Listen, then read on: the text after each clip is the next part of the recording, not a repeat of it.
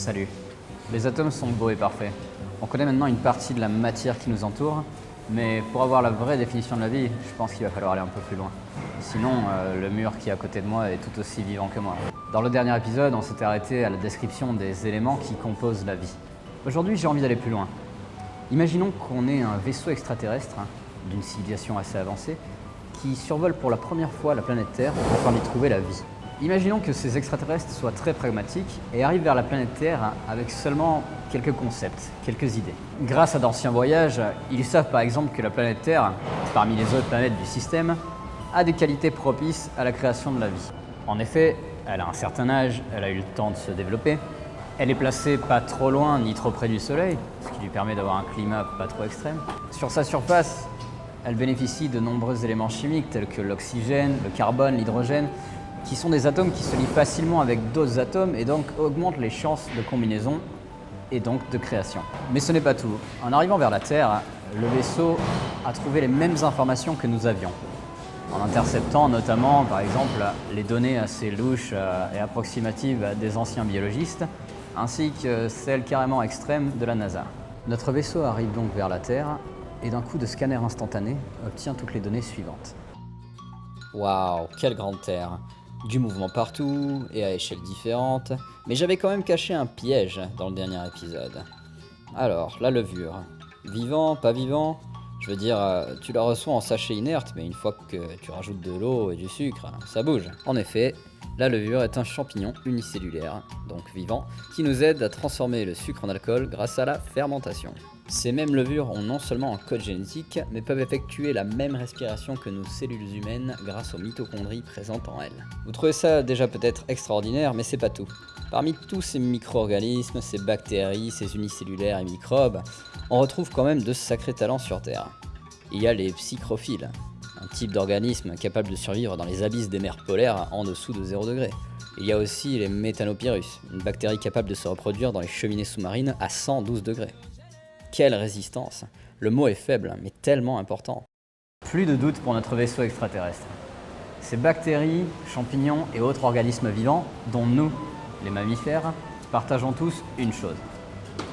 Nous avons un code génétique, un ADN. C'est celui-ci qui nous permet d'avoir les yeux que nous avons et de contempler la beauté de tout ceci.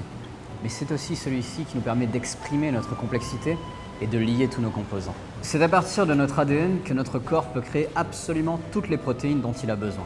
C'est ce même code qui permet à la levure de se diviser ou de créer des enzymes qui lui seront utiles à l'utilisation du sucre. C'est ce même code qui permet à un chien d'être un chien. Bref, c'est la grande imprimerie de la vie. Avant d'aller plus profondément dans notre définition, et pour finir sur une touche plus calme, je vous propose de faire une pause physique. Pourquoi la physique est-elle importante dans tout ça? Eh bien en physique, on étudie beaucoup la thermodynamique, qui est la science de la chaleur, appelée aussi la science des grands systèmes en équilibre. On étudie grâce à ça le transfert d'énergie à différentes échelles, en regardant par exemple notre univers, notre climat planétaire ou les gaz. La thermodynamique a des principes, et l'un de ces principes, la deuxième loi de la thermodynamique, est l'irréversibilité des phénomènes physiques lors d'échanges thermiques. Ce second principe introduit la notion d'entropie qu'on assimile à la notion de désordre. Je vais vous donner un exemple. Si je brûle un arbre, j'obtiens un tas de cendres. Il est impossible de recréer l'arbre comme il était avant. Son état a complètement changé. Il s'est transformé en énergie thermique avec le feu puis s'est dispersé en cendres. Il est impossible de recréer le même arbre à partir de ces cendres. Son degré de désordre est trop grand. Son entropie a augmenté. C'est pareil pour nous. Tu fais une fête chez toi, tout est propre, ton système est en état. Tes invités viennent, et pour peu qu'ils boivent ou qu'ils bougent un peu, l'entropie de l'appart augmente et tu te retrouves avec un appart en bordel. La seule chance que tu as, c'est de donner de ton énergie personnelle pour ranger ton appart. Alors tu as peut-être fait baisser l'entropie de ton appart, mais tu as fait augmenter la tienne en faisant du boulot. Eh bien cette notion s'applique aussi pour notre univers. Lui aussi a une fin. Son degré de désordre augmente depuis le début de sa création, et c'est une constante. D'où le miracle aussi de notre présence ici. Tout évolue vers plus de désordre.